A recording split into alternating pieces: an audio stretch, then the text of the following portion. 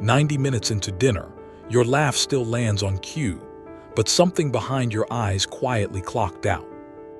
Everyone else is still leaning in. You're already wondering when you can leave. You'll call it introversion. Psychology says something else is happening. There are 6 things happening inside your nervous system in that exact moment at the table. 6 mechanisms that have nothing to do with how much you like the people around you, and everything to do with how much your brain is quietly processing before you've said a single word out loud. Trait 1. Social filtering overload. Every person at that table is sending out a constant stream of tone shifts, facial microexpressions, pauses, and subtext. Most people register a fraction of this consciously and let the rest blur into background noise. Your brain doesn't blur nearly as much of it. It's assigning attention to signals other people barely register in real time, whether you asked it to or not. And here's the part nobody explains to you. It's not that you're paying more attention on purpose. Your filtering threshold just seems to sit lower at that table. Which means by minute 40, you haven't just been listening to one conversation. You've been quietly reading several people in the room at once, who's bored, who's performing, who's about to interrupt. That's not sensitivity as a flaw. That's a nervous system processing more of the social environment than you may realize, more faces, more tone shifts, more small signals all at once. Trait 2. Sensory processing tax. While your brain is reading faces, your ears are also doing something the people around you aren't consciously fighting. They're separating the voice you're trying to follow from the clinking silverware, the music in the background, the conversation 2 tables over. This is called auditory stream segregation, and when that filtering runs less efficiently, more of the surrounding acoustic scene can compete for your attention at once. And the strange part isn't that background noise bothers you. It's that so much of it stays in the running for your attention, even the sounds you'll never consciously remember hearing. By the time dessert arrives, you haven't just listened to your friends. You've been quietly doing the sound editing job a film studio pays someone to do. Think about the last time someone asked you to repeat what they said, and you actually caught every word. You just hadn't finished processing it yet, because 3 other sound sources were still competing for the same channel. That delay isn't necessarily distraction. Your brain may simply still be resolving competing streams of information. If any of this is landing, stay with me. Trait 4 explains something even stranger, why this can happen around people you actually feel safe with. Trait 3. The masking tax. While all of this is happening, there's a second, quieter job running underneath it. You're also monitoring yourself, adjusting your expression, softening a reaction before it shows, making sure your face matches what the moment calls for. Psychologists call this self-monitoring, and it's a skill most people use in small doses: job interviews, first dates, meeting someone's parents. You're running it continuously, for the entire dinner, without ever deciding to turn it on. Here's what nobody tells you about that. Masking isn't the same as being fake. It's your brain spending real energy to keep 2 processes open at once: what you're actually feeling and what you're choosing to show.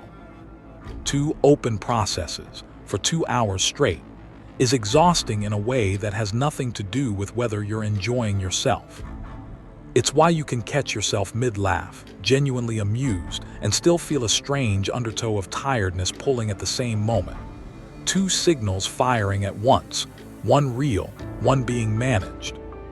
Trait 4. Threat scanning baseline.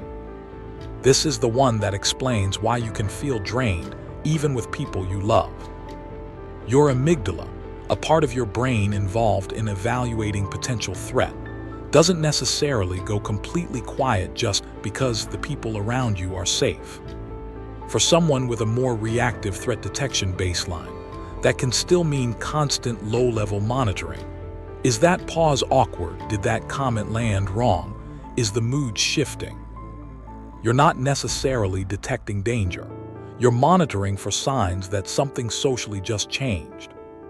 That's the part that confuses people the most.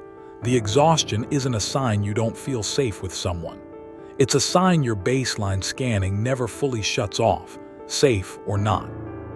You've probably noticed it happen with your closest friend mid-laugh, over nothing.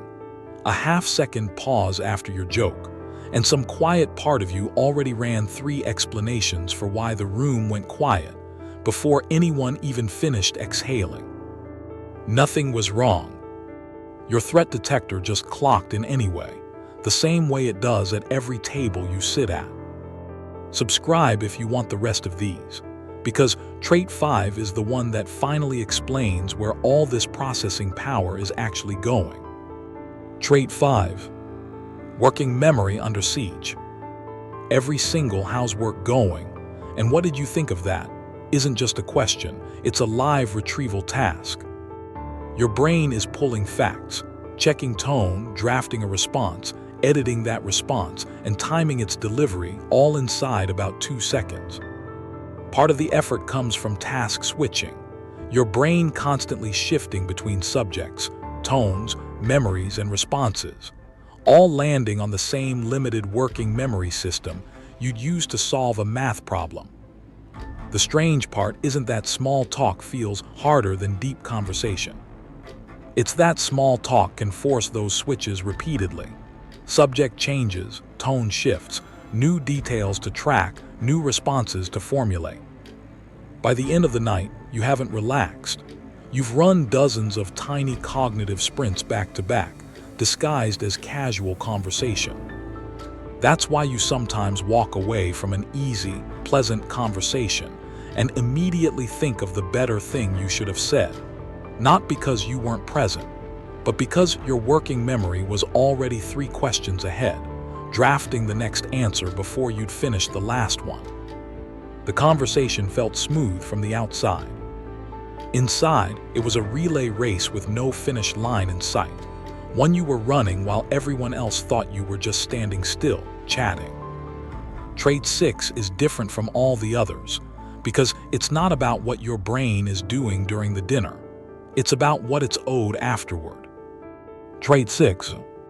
The recovery debt. Here's what actually happens when you finally get home and close the door. Your nervous system doesn't just relax.